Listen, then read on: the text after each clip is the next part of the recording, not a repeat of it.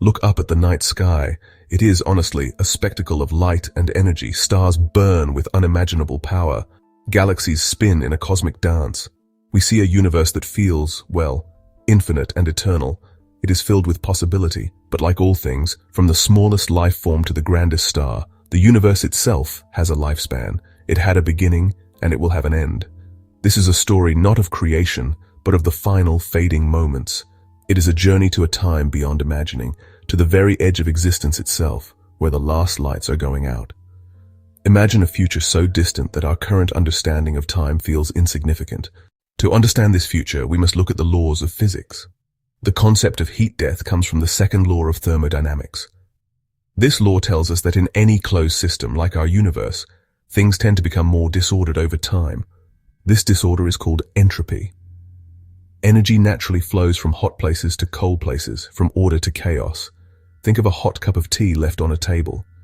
The universe began with a massive amount of concentrated energy and low entropy. This was the Big Bang.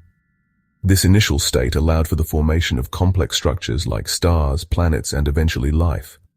But this process cannot last forever. The universe is a one-way street towards maximum entropy. According to some theories, protons, the building blocks of atoms, are not truly stable. Over immense timescales, they are predicted to decay. The universe will become a vast, cold, and uniform expanse. There will be no more gradients of temperature or energy. This is the ultimate silence, the true end of everything. Let us journey now into this far-flung future. The landscape is unlike anything we can truly comprehend.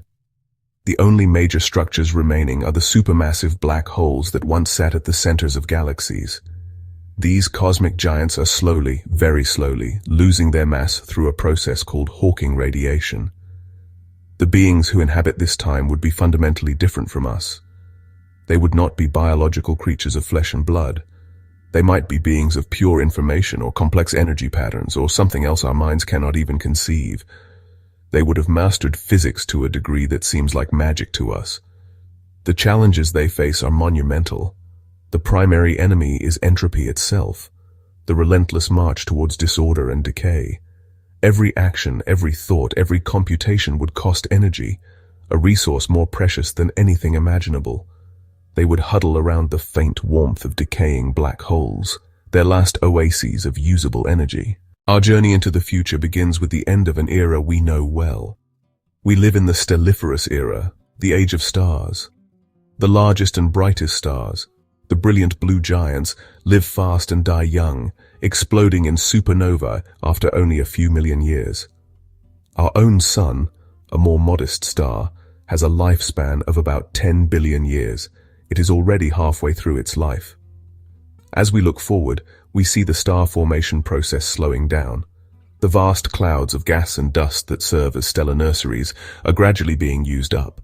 The most common and longest-lived stars are the red dwarfs. These small, cool stars sip their hydrogen fuel incredibly slowly. The end of the Stelliferous Era will arrive in about 100 trillion years from now. By this time, the very last red dwarf will have exhausted its fuel. The age of stars will be over. The universe will no longer be illuminated by the fusion fires that have defined it for so long. The universe will become a place of ghosts, populated only by the cold, dark remnants of the stars that once blazed so brightly. It will be a profound transition, a cosmic twilight that descends into an eternal night. Once the last star has died, the universe enters a new and much longer phase. Scientists call this the Degenerate Era. The galaxies themselves begin to fall apart. Over trillions of years, the orbits of these dead stars will be disrupted. Occasionally, two stellar remnants, perhaps two brown dwarfs or white dwarfs, might collide. Such a collision could trigger a final, brief burst of fusion. The primary source of energy in this era is no longer fusion, but annihilation and decay. According to some theories, protons, the building blocks of atoms, are not truly stable. Over immense timescales, they are predicted to decay into lighter particles, releasing a tiny puff of energy. Slowly, painstakingly, all the normal matter in the universe will evaporate into a thin mist of radiation and elementary particles. After the last proton has decayed and all matter as we know it has dissolved, the universe enters its next great epoch, the black hole era. Due to quantum effects near their event horizons, black holes are not completely black. They emit a faint thermal glow known as Hawking radiation. This process is fantastically slow. A black hole with the mass of our Sun would take around 10 to the 67th years to evaporate completely. As a black hole radiates, it loses mass, gets hotter, and radiates faster. In its final moments, it disappears in a final, brilliant flash. For any civilization that might still exist, these evaporating black holes would be the final oases. They would be the last sources of usable energy. The black hole era represents the universe in its deep old age. It is a time of profound stillness, punctuated by the incredibly rare and slow death of these final cosmic titans. When the last black hole has vanished in its final flash of light, the universe enters its final state. This is the dark era. The cosmos is now a vast, cold, and incredibly dilute soup of elementary particles. Photons, neutrinos, electrons, and positrons drift aimlessly through an ever-expanding space. This is the state of maximum entropy, the heat death that the second law of thermodynamics predicted. In this final state, time itself becomes difficult to define. Time is measured by the progression of events, the change from one state to another. But in the dark era, nothing changes. It is a state of perfect eternal equilibrium. It is the ultimate silence. Is it possible for anything to survive this? Could consciousness persist in such a state? This is the ultimate question for our final civilization. As the universe enters the black hole era, the environmental realities are, well, stark and unforgiving. The cosmos is no longer a place of light, but of an oppressive, unending darkness. Imagine a society not bound to a planet, but existing as a diffuse cloud of intelligent processes orbiting a supermassive black hole. The faint glow of Hawking radiation, a trickle of particles leaking from the event horizon, is the most precious resource in the cosmos. These beings would be masters of gravity. They would use their profound understanding of general relativity to create stable, complex orbits around their black hole.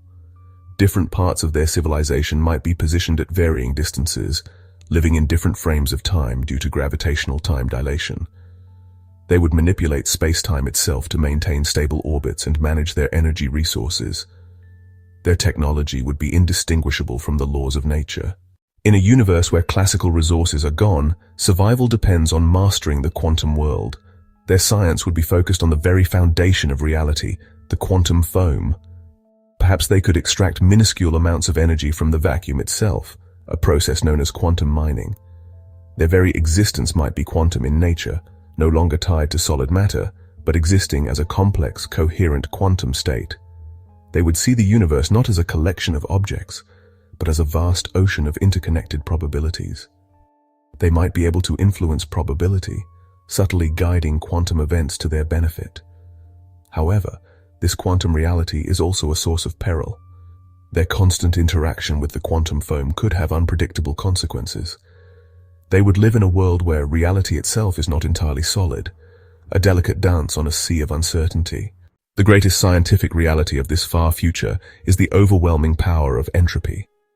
The second law of thermodynamics is the ultimate, inescapable enemy. To survive, the last civilization must wage a constant war against entropy. Their primary strategy would be to slow down. Life would be lived at a pace so slow it would seem frozen to us. To maximize the number of thoughts or calculations they can have before their energy runs out, this civilization would exist at a temperature just fractions of a degree above absolute zero. This changes the very nature of consciousness and experience. Their perception of time would be radically different from ours. For them, the eons would pass like moments. They might spend 1 billion years contemplating a single piece of art or a philosophical problem, exploring it with a depth and clarity we cannot imagine. Living this way requires an unimaginable level of patience and foresight. Their plans would be laid out on timescales that dwarf the current age of the universe. In the deep future, survival is not about conquering nature, but about, well, whispering to it. Imagine, just for a moment, immense sail-like collectors millions of kilometers across, orbiting a dying black hole. These structures, woven from exotic matter, would be so incredibly efficient that they could capture individual photons from the Hawking radiation, channeling their minuscule energy into the civilization's central core with almost zero loss. They would use their profound understanding of general relativity to create stable, complex orbits around their black hole, forming a delicate, dance-like structure. Different parts of their civilization might be positioned at varying distances, living in different frames of time due to gravitational time dilation. This would be a society stratified not by wealth or power, but by the flow of time itself. They would likely use sophisticated forms of quantum computing to simulate any potential action, and its consequences for millennia before committing to it. Their technology would also be self-repairing and autonomous. Their structures would be made of materials that could heal themselves, perhaps by drawing on stray particles from the vacuum. The biological forms we know, built from fragile carbon and powered by chemical reactions, would be impossible in the cold, energy-starved future. The last intelligent beings would have long since transcended such limitations. Their physical substrate might be a vast interconnected network of superconducting filaments, where thoughts flow as frictionless currents. Or perhaps they would exist as complex, stable vortices within a cloud of exotic particles, their consciousness encoded in the quantum spin of their constituent parts. This adaptation would also make them effectively immortal, at least until their energy source finally runs out. Their consciousness could be backed up, copied, and distributed across their network.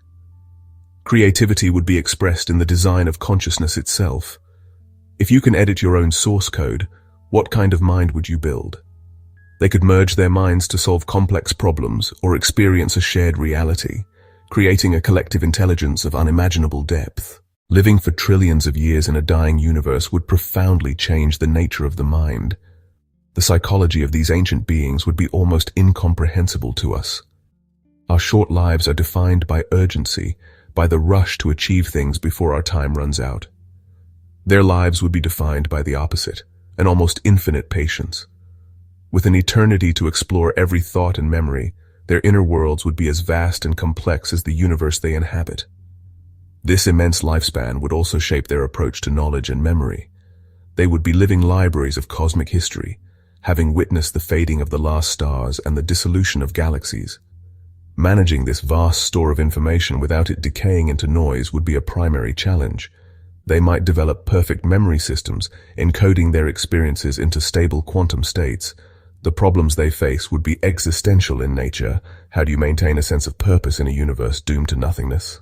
In a universe where the most precious resource is energy, the entire culture of the last civilization would, be built around the principle of conservation. Their creative expressions would totally reflect this ethos. Art wouldn't be made of physical materials, since those would just be too costly to manipulate. Instead, it might exist as pure mathematical patterns, shared telepathically between minds. Music might be composed from the subtle gravitational waves rippling out from their central black hole, a symphony played on the instrument of space-time itself. Problem-solving would be a collective, contemplative process. When a challenge arose, the civilization wouldn't just rush to a solution. Instead, they might spend eons in silent thought. They would explore every possible outcome in vast simulations before committing to a single, perfect action. This deep-seated need for conservation would become the central pillar of their ethics and values. A good action would be one that's efficient and sustainable. In the final moments of the cosmos, what could possibly be the purpose of existence? For the last civilization, this isn't some distant philosophical puzzle. It's a daily reality. Their philosophy would be centered on the profound act of bearing witness. They are the universe's memory, the final consciousness to appreciate its long and beautiful story. Their core values would revolve around contemplation and understanding. In a silent cosmos, the greatest adventure is the exploration of an idea. Hope, for them, wouldn't be the expectation of a better future. Their hope would be more subtle, more profound. It would be the hope of understanding one more thing. Their fears would be equally abstract and profound. Their greatest fear would not be death itself, which is, an inevitable and accepted conclusion. Instead, they would fear the loss of memory. They would fear the heat death of the mind, a state of perfect, thoughtless equilibrium. The thought of their vast library of cosmic history fading into random noise would be the ultimate horror. In a society where physical matter is scarce and energy is, well, the ultimate resource, what could possibly serve as wealth or status? The answer would lie in the only thing that truly matters: consciousness itself. Daily life would be a slow, deliberate dance of intellectual exchange. Instead of gathering for meals, they might gather their minds to contemplate a shared memory or a piece of mathematical art. Their social structure would be a meritocracy of the mind. Those with the most stable and efficient consciousness might be tasked with the most critical roles. Their economy would be based on the exchange of ideas and processing power. A being might pay another with a particularly elegant algorithm or a new philosophical insight. The concept of work would be totally transformed. The primary labor would be the act of thinking itself. Maintaining a stable, coherent consciousness in the face of entropy is an immense challenge. Their values would be a direct reflection of this reality. They would prize clarity of thought above all else. They would celebrate elegance, efficiency, and depth. As the last black hole evaporates and the final trickle of energy dwindles, the last civilization would face its ultimate choice. With only a finite number of thoughts left, what is the best way to spend them? This question would likely be the final and most important debate in their long history. It is a choice that defines their ultimate legacy. Do they spend their final moments in passive contemplation, simply witnessing the end with perfect quiet clarity? Or do they use their remaining power for one last act of creation, a final message cast into the void? This message would likely never be read. It would be a bottle thrown into an eternal, empty ocean. But the act itself would be a final defiance of nothingness. This final debate would be their last great work of art, a philosophical exploration of meaning and purpose at the absolute limit. Whatever their choice, it would be the final, deliberate act of the universe's last mind, a closing statement in the story of a cosmos that learned to think just before it fell silent forever. We have journeyed to the furthest shores of time, to an epoch so distant that the stars are but a forgotten memory.